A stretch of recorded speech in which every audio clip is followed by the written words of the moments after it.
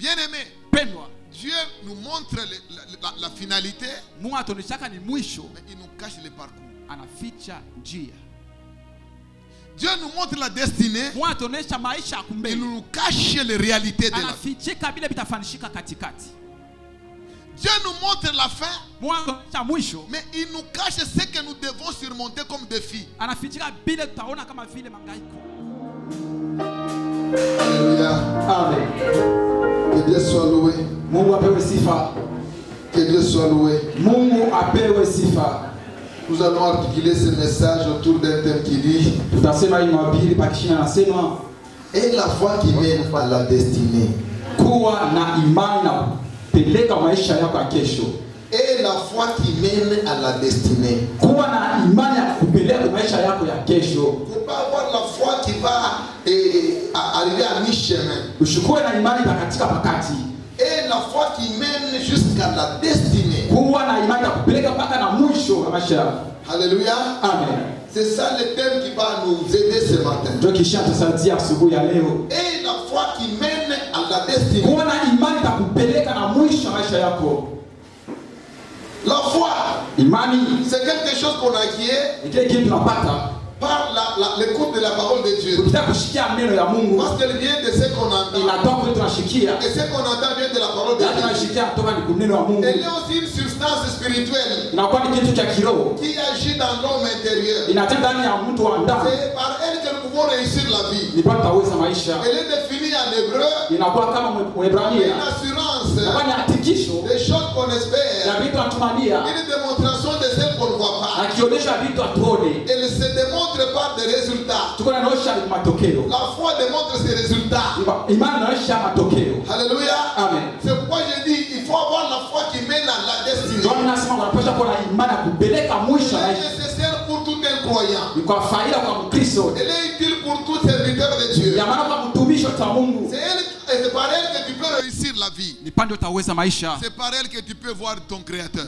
C'est par elle que tu peux surmonter les circonstances fâcheuses de cette vie. Prenons le texte de Exode chapitre 3 verset 7 à 10.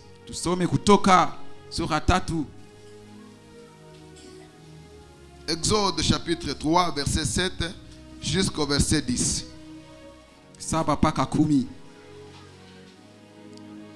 Et notre lecteur va prendre Nombre chapitre 13 verset 30 à 33. Nous lisons le livre d'Exode chapitre 3 verset 7 dans le nom de Jésus. Amen. L'Éternel dit: j'ai vu la souffrance de mon peuple qui est en Égypte et entendu les cris et j'ai entendu les cris que lui font pousser ses oppresseurs, car je connais ses douleurs. Je suis descendu pour les délivrer de la main des Égyptiens et pour les faire monter de ces pays dans un bon et vaste pays, dans un pays où coule les laits et les miels, dans des lieux qu'habitent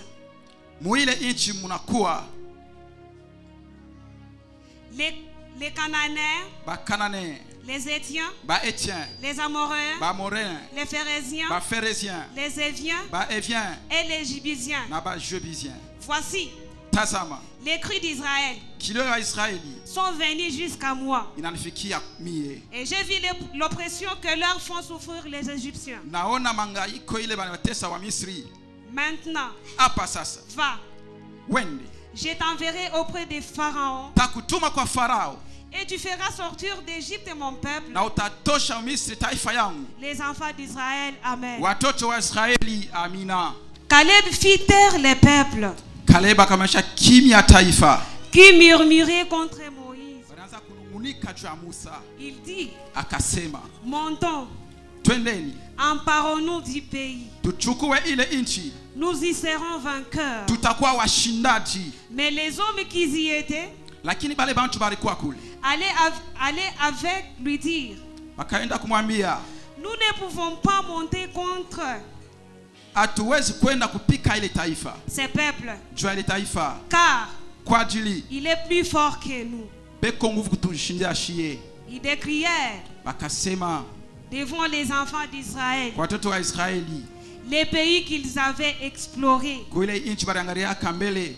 Ils dirent, wakasema, les pays que nous avons parcourus, ile inchi tulitembea kuna huko, pour l'exploiter, jua kuangalia mzuri, est un pays qui dévore ses habitants. Inakuwa ni inchi inaua wekaji wao.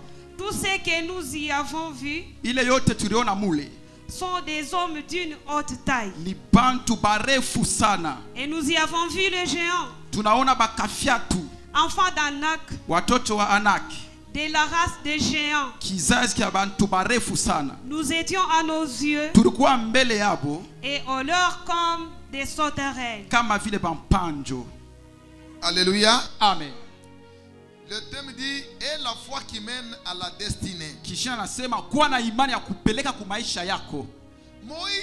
Musa fut appelé par Dieu. Balimuita kwa Mungu. Il dit, anasema, j'ai vu la souffrance de mon peuple. Minaona mateso ya taifa yangu.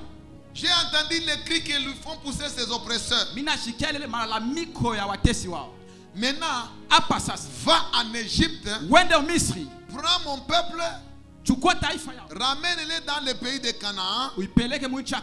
Là que vivent les Amoréens, les Cananéens, les Étiens, les Éviens, les Jébusiens, les 7 nations qui habitaient ces pays-là. Dieu ici ne montre pas le parcours à Moïse. Il lui montre seulement la finalité. Il lui dit seulement que prends mon peuple, amène-les à Canaan. Il ne dit pas à Moïse que Pharaon va résister. Il y aura beaucoup de va-et-vient chez Pharaon. Bien aimé, Dieu nous montre la finalité, mais il nous cache le parcours. Dieu nous montre la destinée, il nous cache les réalités de la vie. Dieu nous montre la fin, mais il nous cache ce que nous devons surmonter comme défi. Il dit à Moïse, va, c'est toi qui vas faire sortir ces peuples de l'esclavage. Moïse va là-bas. Il commence à trouver des résistances. Moïse pensait que une fois arrivé chez Pharaon, ça sera automatique. Mais curieusement, arrivé là-bas, il trouve un Pharaon qui lui dit, quel est ce Dieu-là? Moïse est découragé. Je pensais que je vais arriver comme tu avais dit. Je vais prendre le peuple et nous allons partir. Dieu dit que va encore chez Pharaon. Donc Moïse a trouvé un grand travail, aller chez Pharaon et revenir. Moïse pouvait abandonner, il pouvait dire, bon, moi je pensais que ça sera facile. Pharaon a résisté jusqu'à dire que ne venez plus à ma présence. Il a même chassé Moïse et Aaron de sa présence. Alors que Dieu a dit à Moïse que c'est toi qui prendras ce peuple vers le pays de Canaan. Mais Moïse vient ici. Il y a quelqu'un qui refuse de lui donner ce peuple-là. Moïse trouve la résistance, il trouve l'échec. Il dit, Dieu a dit, donne-moi le peuple et je les amène. Pharaon dit, non, je ne te donne pas ce peuple. Qui a dit vrai? Maintenant Dieu, il a menti ou quoi?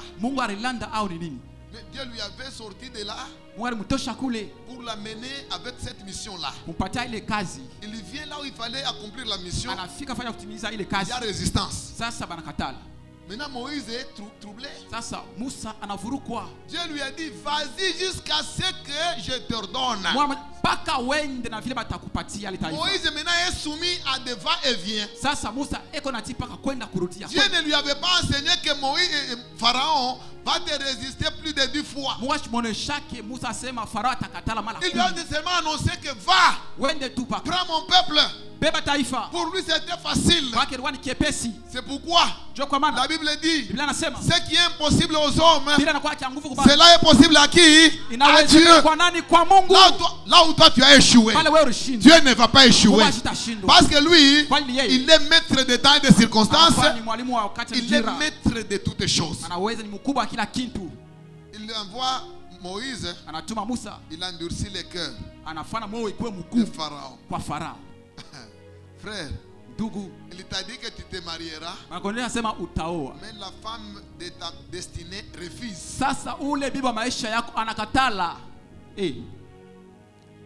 Il va dire que tu seras engagé à la Gécamine. Tu déposes la lettre à la Gécamine, le directeur refuse. On t'a envoyé pour retirer l'argent peut-être chez M. Stani. Tu arrives là-bas, il refuse. Quelle sera ton attitude? Alors que Dieu a déjà dit,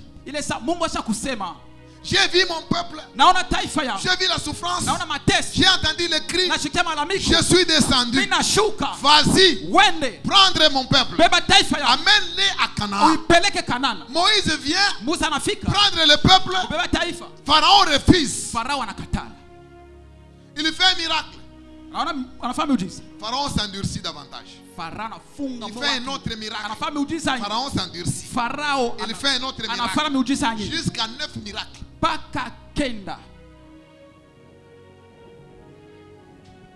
Et la foi qui t'amène à la destinée. Le parcours n'est rien. Le problème c'est la finalité. Être chrétien n'est rien. Ce qui compte, c'est arracher la vie éternelle. Alléluia. Amen. Moïse Musa a fini par faire un dernier miracle. Il a réussi à tirer le peuple de chez Pharaon.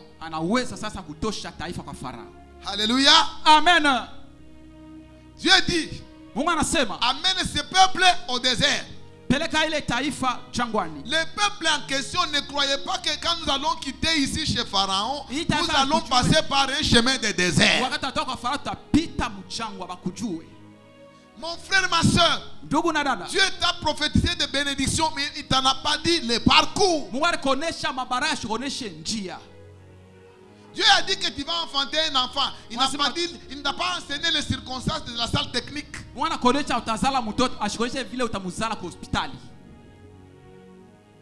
Sois fort à surmonter les parcours.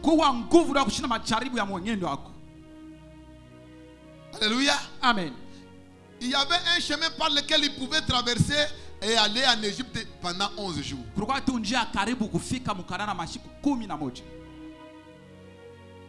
Mais arrivé dans le chemin, Dieu dit, prenez le chemin la direction du désert. Ils se sont dirigés vers le désert.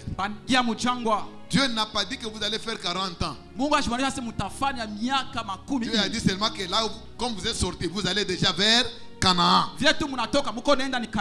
Ils sont partis. Tout d'un coup, ils ont rencontré la mer Rouge. Ils se sont d'abord arrêtés devant la mer Rouge. Derrière eux, ils ont vu encore un pharaon qu'ils avaient laissé là, les suivre. Même si Dieu l'avait puni, mais il a encore été rendurci le cœur. Il commence à les poursuivre. Les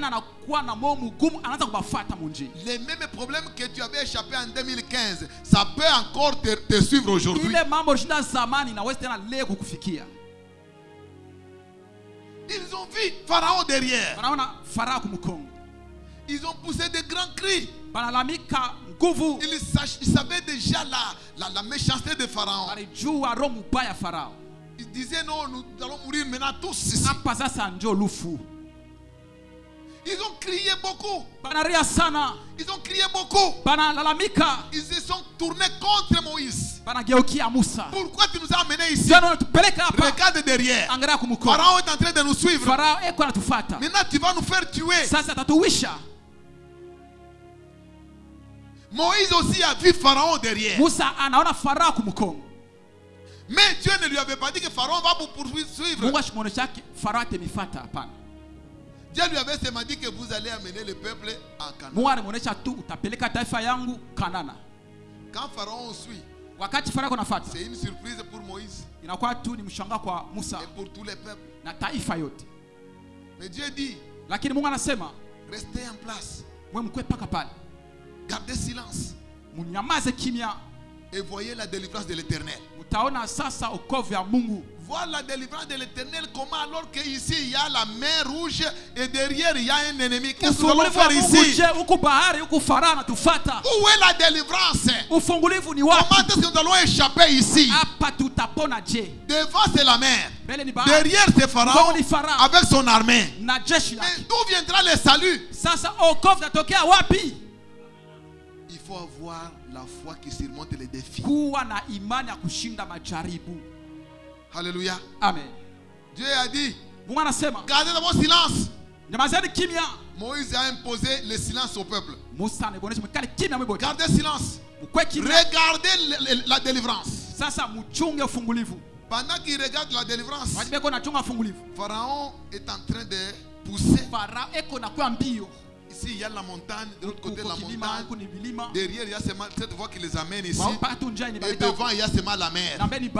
Quand Pharaon vient, c'était pendant la nuit. Les gens ont dit bon, ce silence-là, c'était un silence imposé, ce n'est pas un silence normal. C'est comme si un enfant qui pleure. Vous imposez le silence. Quand les gens ont gardé silence, Dieu a dit à Moïse, étends ta main sur la mer, fends la mer.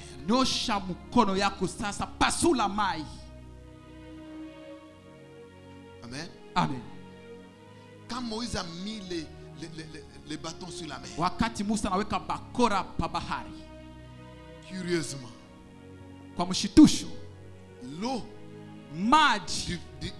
de la mer a connu un mouvement. Les eaux en amont sont montées, les eaux en aval sont montées et sont descendues. Israël a vu ensemble avec Moïse comment la mer est en train d'être fendue. Comment Dieu est en train de faire des miracles sous leurs propres yeux. Il faut avoir la foi pour que Dieu fasse quelque chose sous vos yeux. Quand l'eau s'est séparée, c'était au vu de tout le monde. C'était un miracle commun. Et Moïse et le peuple avaient vu. Ils ont traversé. Quand ils ont traversé, c'était bien. Ils ont adoré. Alléluia. Amen. Arrivé là-bas, ils ont vu comment Pharaon est mort. Est-ce que la mort de Pharaon, c'est ça la destinée?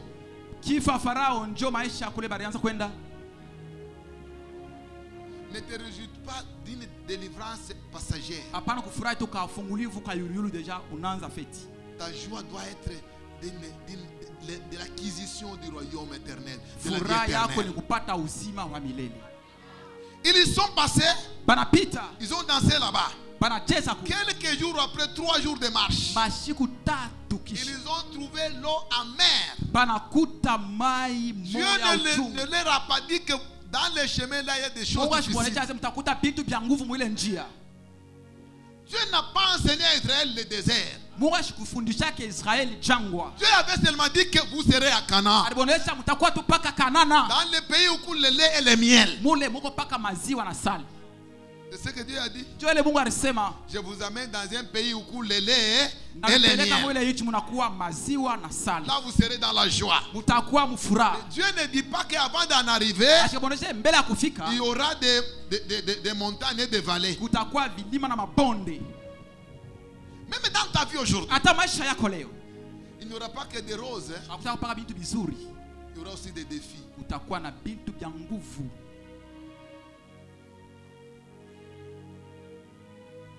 Ils sont arrivés à Meriba. Ils ont trouvé l'eau amère. Ils ont voulu boire.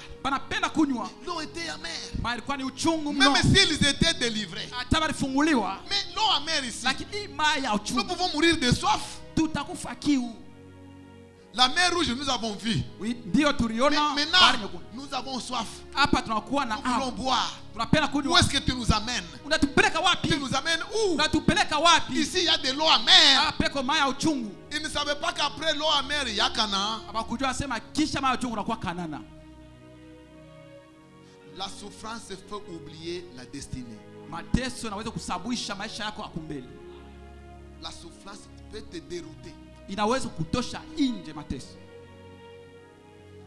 Ils ont été debout contre Moïse. Nous allons maintenant mourir de soif ici. Dieu a dit à Moïse, prends un arbre, coupe un bois là-bas, mets dans cette eau-là, et l'eau redeviendra douce. Moïse a pris le bois, il l'a mis dans l'eau, et l'eau est devenue douce. Ce bois-là, c'est l'arbre de vie. C'est Jésus-Christ qui est la véritable vigne, qui donne la joie. Quand il y avait amertume et que lui vient s'intermêler, il y aura la joie. Même ce miracle-là n'était pas la destinée. Si tu as trouvé une maison, ce n'est pas la destinée. Si tu as payé un véhicule, ce n'est pas la destinée. Si tu es parti en Europe aujourd'hui, ce n'est pas la destinée. Le parcours est encore là. Il y a des choses à franchir.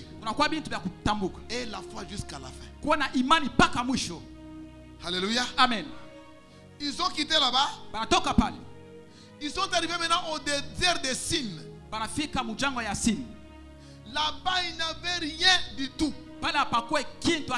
Ni l'eau à boire, ni quoi que ce soit à manger. Ils ont dit à Moïse, nous allons mourir. Les ramassés qui sont montés avec eux, les Égyptiens qui s'étaient entremêlés, ils ont dit, depuis la marche, on ne mange même pas la viande. Il n'y a rien à manger. Nous allons maintenant mourir ici. Dieu a dit, je vais faire tomber la manne. Le matin, le peuple a vu la manne. C'est des choses blanches. Quand ils ont ramassé, ils ont essayé de manger. C'était succulent. Ils ont demandé à Moïse, c'est quoi ça?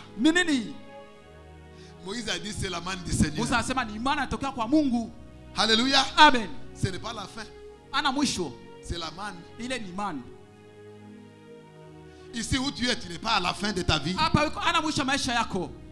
Tu es seulement en train de manger la manne. Le Seigneur te fait goûter son royaume petit à petit. Ils ont mangé la manne. Dieu a dit, donne ça aux enfants d'Israël qu'ils mangent, qu'ils ramassent la manne pour une seule journée, c'est fini.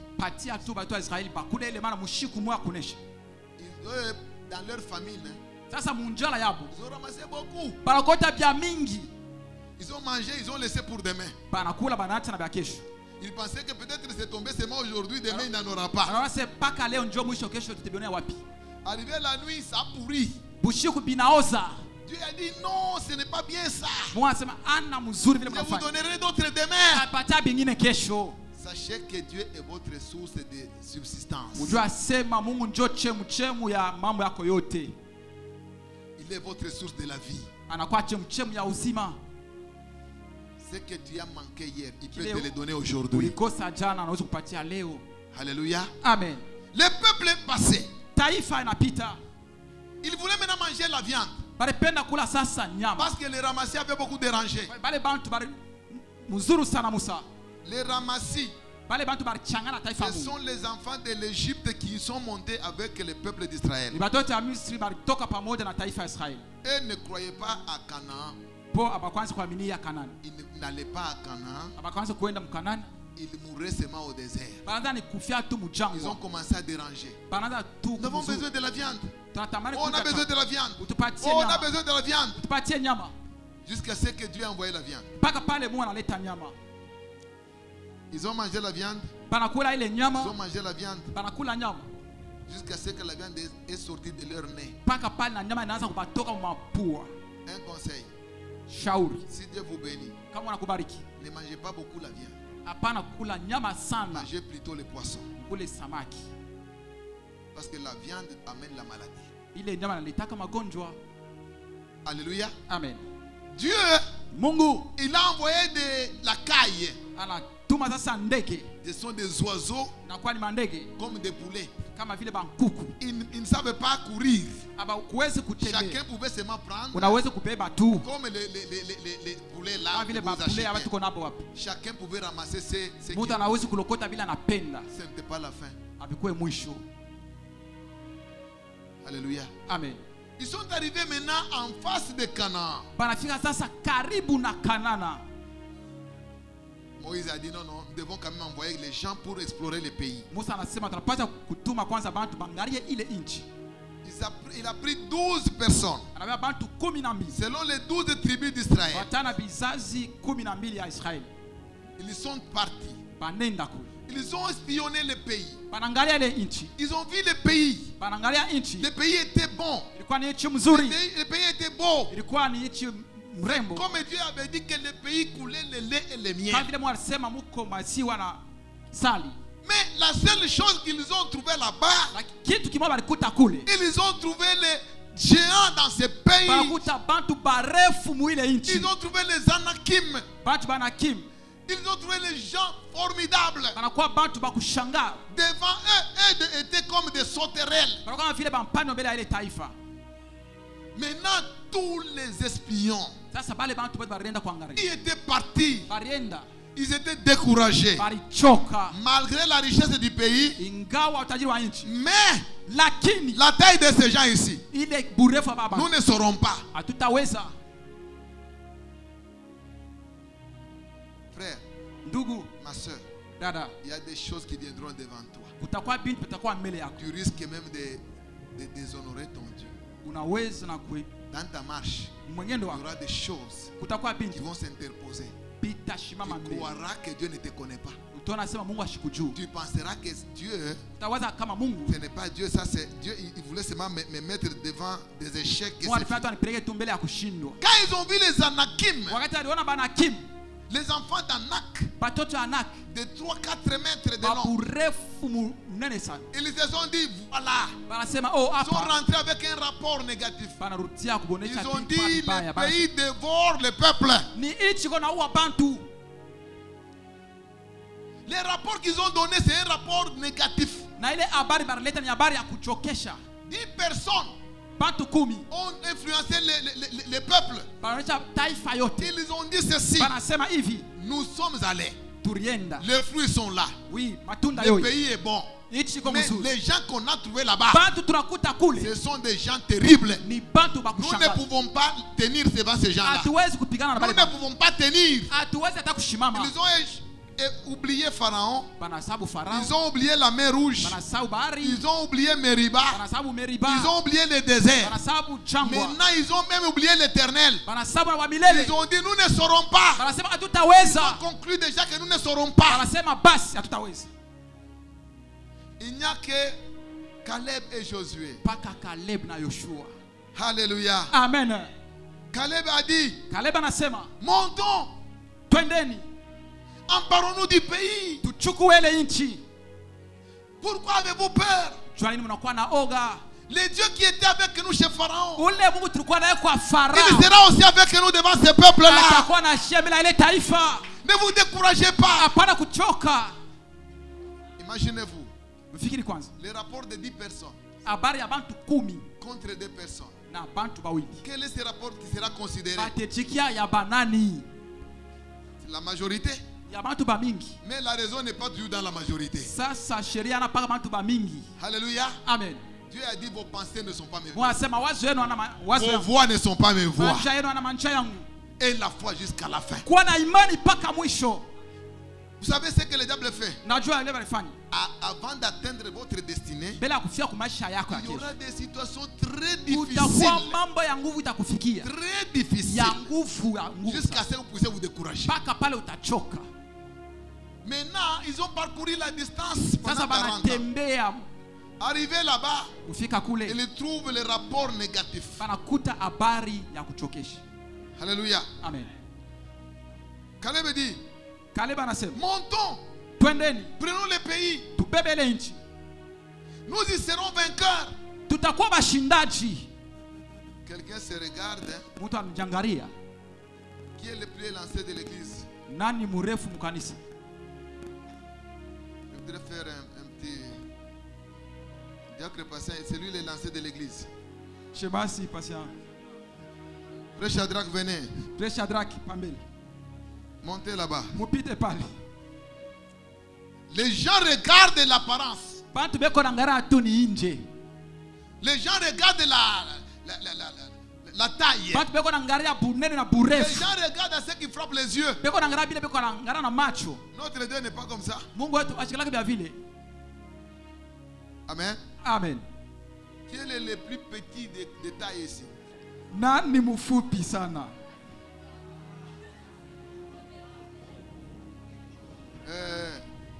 Toi viens. Socrate. Frère Socrate, pita pambele.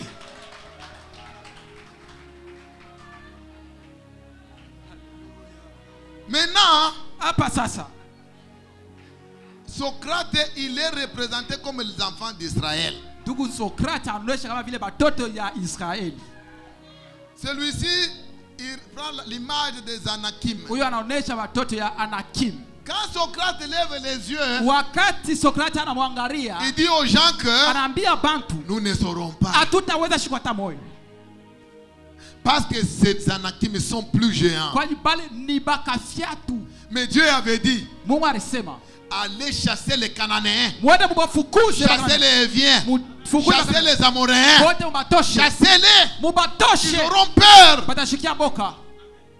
Celui-ci, il est découragé par rapport seulement à la taille. Ne soyez pas découragé par rapport à la taille de ce qui est devant vous. Ayez la foi qui surmonte les défis. Caleb dit, montons, prenons le pays. La taille ne compte pas. Nous avons un Dieu puissant, un Dieu grand, un Dieu capable de chasser ce peuple-là. Tu as un Dieu, mon frère. Tu as un Dieu, ma soeur. C'est Caleb qui dit. Et Josué s'est associé à lui. Ils ont dit nous allons monter. Déjà les 10 ont influencé les autres. Et ils ont dit nommons un chef et nous rentrons en Égypte. Oui. Choisissons quelqu'un. Rentrons en Égypte. Que Caleb et Josué aillent en Israël. Les murmures ont envahi les camps. Alléluia. Amen. Les murmures ont envahi les camps. Il y a maintenant 2 camps. Il y a ceux qui pensent que nous ne saurons pas. Et il y en a qui pensent que nous saurons. Je ne sais pas dans cette église, il y a combien de camps? Il y a 2 camps ici. Il y a des papas qui sentent que je ne saurais pas. Et il y en a qui sentent que je saurais. Il y en a qui croient qu'il y a des autres, non, moi je suis déjà avancé à l'âge, je ne peux pas prendre mariage. Les autres disent, de toute façon, moi j'aurai mon mariage. Tout dépend de la décision que tu as prise dans ton cœur. Alléluia. Amen. Tout dépend de la foi. Il est écrit, mon juste vivra par la foi. C'est Caleb ici. Ils ont dit, nous serons vainqueurs devant ces Anakim là. Les autres ont dit, nous ne serons pas vainqueurs. Même dans votre maison, celui qui est du côté négatif, ne le croyez pas. Ne vous associez pas à ses idées. C'est lui qui ne voit que des choses en mal. Le pessimiste est là. Ne l'écoutez même pas. Écoutez Dieu. Dieu n'est pas un homme. Dieu, il est Dieu. Ce qu'il a dit, il va l'accomplir toujours. Malgré la taille des Anakim, Caleb avait dit, nous y serons vainqueurs. Alléluia. Amen. Voyez, ne comparez pas les choses. N'oubliez pas Dieu. Comptez sur Dieu. Amen. Amen.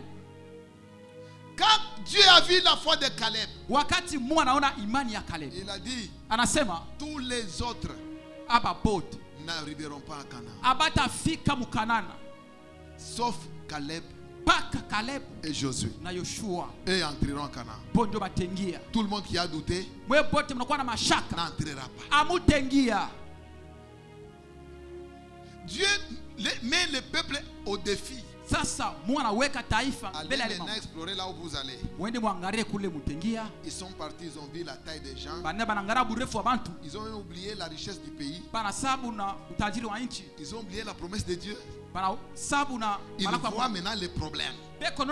Combien de chrétiens tournent autour du problème? Combien de chrétiens tournent autour du problème? Ils ne voient plus la destinée. Ils voient les problèmes. Combien voient les montagnes? Combien voient les vallées? Combien sont découragés? Combien voient le manque d'argent? Combien voient le manque de mariage? Combien voient la vie des locataires? Combien sont découragés? Il y en a beaucoup qui sont déjà découragés. Ils ne voient pas Dieu. Ils ne voient pas la destinée. Ils voient seulement la vie terrestre. Ils voient seulement les échecs de ce monde. Ils ne comptent plus sur Jésus. Beaucoup de gens viennent à l'église par leur corps. Ils n'ont pas la foi. C'est pourquoi ils échouent. Les gens montrent devant Dieu seulement leur corps.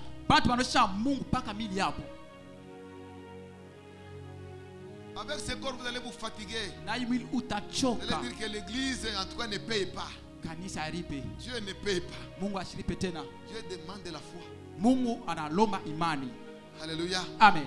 Vous pouvez rentrer, frère. Quand ils sont entrés, ça c'était un examen. Vous ne pouvez pas réussir sans examen. Dieu vous mettra toujours devant un examen. Ils sont partis. Quand même. Les détails là, Dieu n'avait pas dit tout ça. Dieu n'avait pas dit la taille des Anakim là. Il avait seulement dit que vous allez hériter ça. Alléluia. Amen. Maintenant, 2 jours après, Dieu a retardé leur voyage pour que tous les incrédules meurent au désert. Ne sois pas incrédule mais crois. Si tu es incrédule, tu mourras dans ta pauvreté. Si tu es incrédule, tu mourras dans ta situation là. Crois que Dieu appelle à l'existence des choses qui n'existent pas. Alléluia. Amen. Quand Caleb et Josué ont vraiment insisté, Dieu les a conservé la vie. Tout le monde était mort de leur génération. Il n'y a que eux deux et les autres enfants qui sont partis entrer. Quand ils sont entrés, Josué a béni Caleb. Et puis Caleb a dit, donne-moi cette montagne, la montagne d'Hébron. Il y avait des Anakim, la concentration d'Anakim. Il dit à Moïse, à Josué, j'ai la force comme celle que j'avais quand on avait traversé la mer là. J'ai encore la foi d'attaquer ces gens là. Donne-moi seulement cette montagne. Ne demande pas une chose vile devant Dieu. Caleb a demandé Hébron, la montagne fortifiée des Anakim. Il y avait 3 grands géants, 3 fils d'Anak. Tout le monde avait peur de ces gens. Caleb a dit, moi, je vais vous attaquer. La foi qui mène à la destinée, c'est une foi qui transporte les montagnes. La foi qui mène à la destinée enlève les maladies dans les corps des gens. La foi qui mène à la destinée chasse l'esprit des morts. La foi qui mène à la destinée chasse tous les démons. C'est cette foi-là qui donne la réussite. Alléluia. Amen. Caleb les a attaqués. Il les a tués. Tous les 3. Quelle que soit leur taille, ils sont morts. Il a récupéré la montagne de Hébron. Alléluia. Amen. Il a arraché ça. Il était déjà vieux, mais il les a attaqués. La foi va t'amener à la possession des biens qui étaient loin de toi. La foi va appeler des choses qui étaient éloignées vers toi. Alléluia. Amen.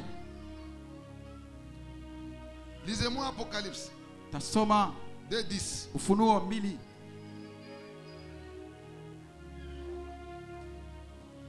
2:10. La parole de Dieu nous dit ceci. Ne crains pas. Car ne crains pas ce que tu vas. Tu vas souffrir. Nous reprenons. Ne crains pas ce que tu vas souffrir. Voici le diable jettera quelques-uns de vous en prison, afin que vous soyez éprouvés. Et vous aurez une tribulation de 10 jours. Sois fidèle jusqu'à la mort, et je te donnerai la couronne de vie. Amen. Alléluia. Amen. Il dit, ça c'est l'église de Smyrne. Dieu dit que je connais ta souffrance et ta misère, ainsi de suite. Mais il dit, ne crains pas de ce que tu vas souffrir. Ne crains pas la souffrance. Parce que le diable jettera quelques-uns de vous dans la prison. Et vous aurez la tribulation de 10 jours. Ça signifie que vous aurez la tribulation de peu de temps seulement. Si tu souffres aujourd'hui, c'est un temps. Si tu es malade aujourd'hui, c'est pour un temps. Si tu as manqué quelque chose, c'est pour un temps. Si les choses ne marchent pas, c'est pour un temps. Parce que chaque chose a son temps. Et il y a un temps pour chaque chose. Il y a un temps pour manquer, et un temps pour avoir, un temps pour être moqué des gens, et un temps pour être glorifié. Et il y a un temps pour peut-être échouer, et un temps pour réussir. C'est pourquoi il dit, ne crains pas de ce que tu souffres. Dis à ton ami, ne crains pas de ce que tu souffres aujourd'hui. C'est pour un temps seulement. Tous les chrétiens ont part à la souffrance. Hein? Les chrétiens du monde entier on part à la souffrance. Ne crains pas les déceptions. Ne crains pas les épisodes qui viennent dans ta vie. C'est pour un temps. Alléluia. Amen. Pour un temps seulement. Il faut que vous soyez éprouvés. Alléluia. Amen. Il faut que vous soyez éprouvés. Vous ne pouvez pas hériter la richesse de Dieu sans épreuve. Acceptez de souffrir. Cette souffrance est une épreuve. Ce n'est pas la finalité. Ce n'est pas la destinée. L'état où tu es là, ce n'est pas la fin. Il y a le parcours. Le parcours continue. Alléluia. Amen. Alléluia. Amen. Peut-être qu'il y a quelqu'un qui est découragé. Il pense que moi c'est terminé. Moi je t'assure que ce n'est pas fini. La course continue. La course continue. Il dit ceci. Sois toujours fidèle jusqu'à la mort. Amen. Amen. Attache-toi à ce que Dieu a dit. Quelles que soient les circonstances, Dieu a déjà dit. Ça finira par arriver. Caleb a cru. Et là, il est entré en Canaan. Moi aussi, ce que Dieu a dit là, ça arrivera. Malgré le parcours, même si le parcours n'est pas bon, tu finiras par atteindre ta destinée. Compte sur Dieu qui ne veut pas mentir. Alléluia. Amen. Il a dit ceci. À celui qui vaincra, je donnerai de manger de l'arbre de vie qui est dans le paradis de Dieu. À celui qui vaincra, Dieu donne le pouvoir de manger à l'arbre de vie. Ici, c'est la déception. Ici, c'est la maladie. Ici, c'est la persécution. Là-bas, c'est le combat. Mais Dieu dit, si tu arrives à vaincre, tu vas manger à l'arbre de vie qui se trouve dans le paradis. Des deux, il a encore dit, à celui qui vaincra, je donnerai de la manne cachée et un caillou blanc sur lequel est écrit un nom nouveau. C'est lui qui vaincra jusqu'à la fin. Il recevra un caillou blanc, c'est-à-dire un diamant de valeur inexprimable, et sur lequel on va écrire votre propre nom. Ce n'est pas ce nom que vous avez, le nom de la gloire, le nom de l'héritage, les noms avec lesquels vous allez régner. Il faut avoir la foi qui mène à la destinée. Notre foi ne se limite pas au bien matériel. Notre foi, c'est jusqu'à la vie éternelle. Si vous avez la foi d'avoir seulement les possessions matérielles, vous êtes malheureux. Parce que même les païens ont les biens. Qu'est-ce qui fait la différence entre nous et les païens? C'est la vie éternelle. Alléluia. Amen. Il a dit, celui qui vaincra, je donnerai autorité sur les nations. Si tu arrives à vaincre, Dieu te donnera de l'autorité. Quand Caleb est arrivé à Canaan, Dieu lui a donné l'autorité sur les fils d'Anak. Il les a chassés, il les a délogés, il les a déguerpis, et il a régné là-bas. Nous poursuivons la vie éternelle. Ayez la foi qui fait quoi? Mène à la vie éternelle. Ayez la foi qui mène à la destinée. Alléluia. Amen. Il a dit à celui qui vaincra, il sera revêtu de vêtements blancs. Je n'effacerai pas son nom du livre de vie. Je confesserai son nom devant mon Père et devant les anges. Si vous arrivez à vaincre ce monde ici, on vous donnera des vêtements blancs. Et puis Jésus confessera votre nom devant son Père. Et puis devant les anges, on va te présenter. Il va dire, papa, celui-ci, il était serviteur sur la terre. Il a enduré beaucoup. Il a eu beaucoup de déceptions. Il n'a pas lâché le royaume. Papa, je te le présente. Donne-lui un nom nouveau. Il va appeler les anges. Respectez cet homme. C'est un homme de Dieu. C'est celui qui a combattu contre Satan sur la terre. Et la foi jusqu'à la destinée. Il ne faut pas avoir la foi juste pour le foufou. France. Juste. C'est pour rien. C'est dérisoire. La Bible nous dit. Les souffrances des temps présents ne seraient comparables à la gloire à venir. Si nous souffrons comme chrétiens, n'ayons pas honte. Parce que la gloire à venir qui nous est réservée, elle est grande. Nous n'aurons pas de costumes. Nous aurons des vêtements blancs. Nous allons ressembler à Jésus lui-même. Tel il est, tel nous serons. La gloire de Dieu sera infinie. Notre nom sera écrit sur notre front. Nous aurons part à l'arbre de vie.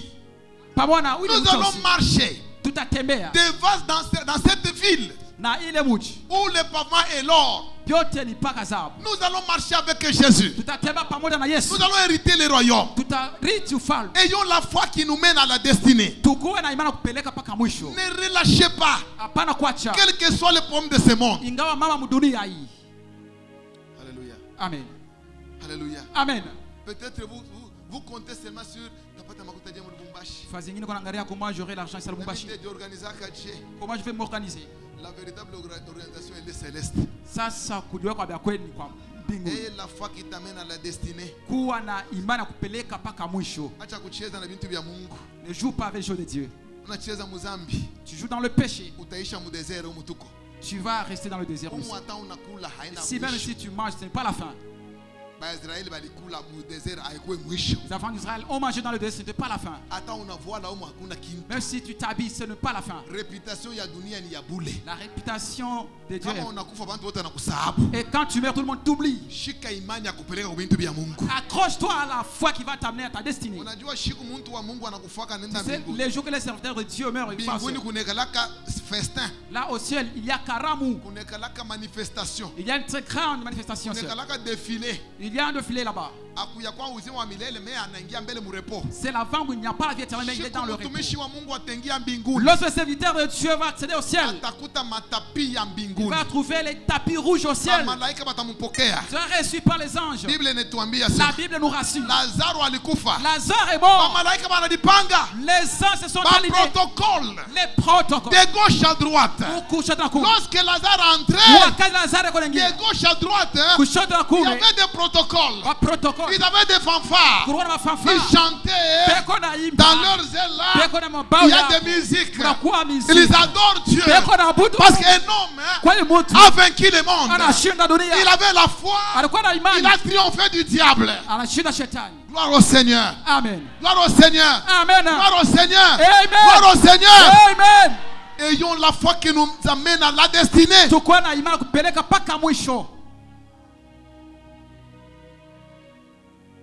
Alléluia. Amen. Il a dit, c'est lui qui vaincra. Je ferai de lui une colonne dans le temple de mon Dieu. Et il n'en sortira plus. J'écrirai le nom de mon Dieu sur son front. Alléluia. Amen. C'est lui qui vaincra. On prend votre face là. On écrit le nom de Dieu. C'est pourquoi David dit, même si je marche dans l'ombre de la vallée de la mort, je ne fais quoi? je ne crains pas. Sitaogopa. Parce que sur moi, il y a un nom qui est écrit. Le nom de qui? Le nom de mon Dieu. Les démons voient le nom de Dieu. Ils laissent la voix. Et moi je passe. C'est pourquoi David n'a pas craint Goliath. Il a dit celui qui est à moi plus grand que celui que vous craignez. Jésus a dit ne craignez même pas la mort, ni celui qui tue les corps. Non, ne craignez pas celui-là. Je vous dirai celui qu'il faut craindre. Craignez celui qui a le pouvoir de tuer les corps et de prendre l'âme, la jeter dans la géhenne. Frère, la modernité nous amène à la perte. Aujourd'hui, les chrétiens croient qu'aller à l'église, c'est seulement poursuivre les bénédictions matérielles. La véritable bénédiction, la possession de la vie éternelle. La véritable bénédiction, votre âme sauvée. La véritable bénédiction, être reconnu dans les livres de vie. Ne chantez pas pour rien. N'offrez pas l'argent pour rien. Ayez la foi qui vous amène à la destinée. Alléluia. Amen. Quand un chrétien arrive dans le ciel, le ciel est mobilisé. Parce que d'abord sur terre, on nous dit si quelqu'un se répand, les anges, l'orchestre, ce n'est pas cet orchestre-ci. Les anges, laissez-moi vous dire, il y a ce qu'on appelle les choristes au ciel. On les appelle les séraphins. Ils ont, dans leurs ailes là, ils ont des accordéons, des claviers, des drums, des cymbales. Ils ont 6 ailes. 2 pour couvrir la face. 2 pour couvrir les pieds. Maintenant ici, il y a les drums. Les claviers. Les mixeurs. Les amplificateurs. Ici il y a les micros. Quand les séraphins, quelqu'un croit seulement sur cette terre, l'orchestre entonne. Là c'est seulement pour quelqu'un qui croit. Quelqu'un qui se répand. Allez, les séraphins commencent à chanter.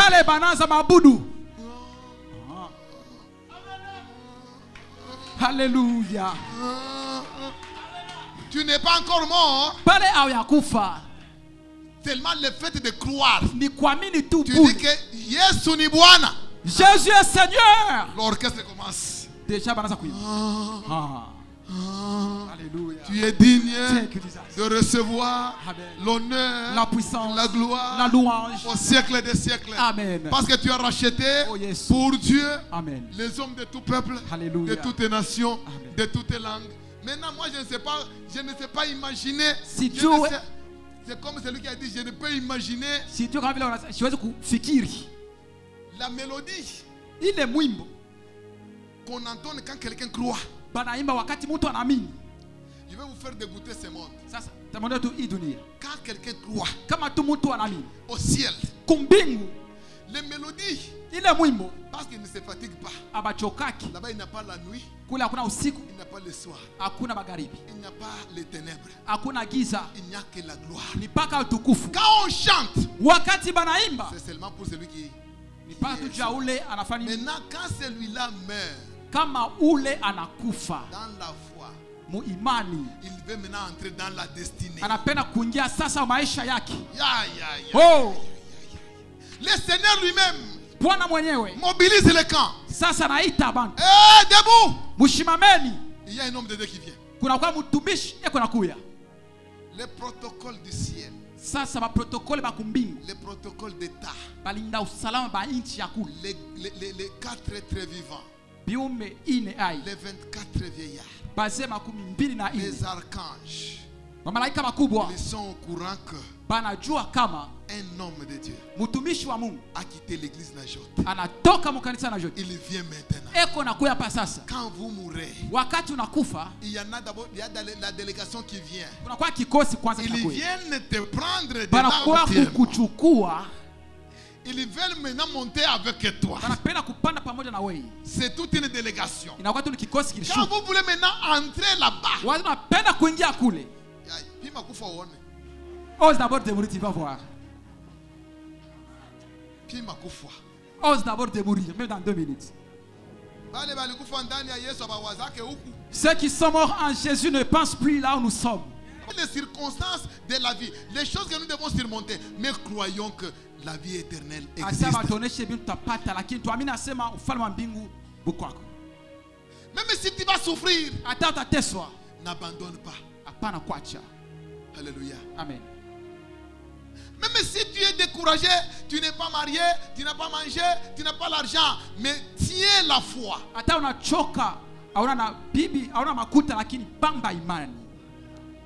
J'ai lu en hébreu, il y en a qui ont salué leur bénédiction de loin, ils n'ont pas vécu ça. Mais à cause de la parole de Dieu, ils sont entrés dans les royaumes. Tu suis quoi dans l'église? Tu juste ces bénédictions. Quand tu prophétises, si tel est le cas, change de position. Ça badilisha alia. À l'église, on ne vient pas faire des mutualités, nous venons acquérir la vie éternelle. Quel est votre objectif? Vous poursuivez quoi? Il faut poursuivre une foi inébranlable. Alléluia. Amen. Jésus a dit, ne crains même pas de ce que tu vas souffrir. Sois fidèle. Je te donnerai la couronne de vie.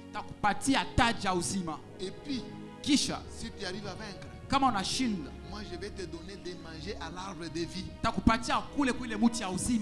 de vie, ça signifie avoir une vie sans fin. Une vie sans fin. Frères et sœurs, soyons une église des hommes sauvés et des femmes sauvées. Si tu es dans la sorcellerie, tu passes ton temps. Tu es dans l'impudicité, tu passes ton temps. Tu es dans la magie, tu passes ton temps. Nous te voyons comme frère ou sœur. Alors que tu es dans des choses pareilles, tu passes ton temps. Viens seulement à Jésus. Il va te donner l'acquisition de tout ce que nous venons de dire ici. Il faut avoir la foi qui nous mène à la destinée. Et notre destinée, ce n'est pas ici, c'est auprès de Dieu, là où il y a la gloire infinie.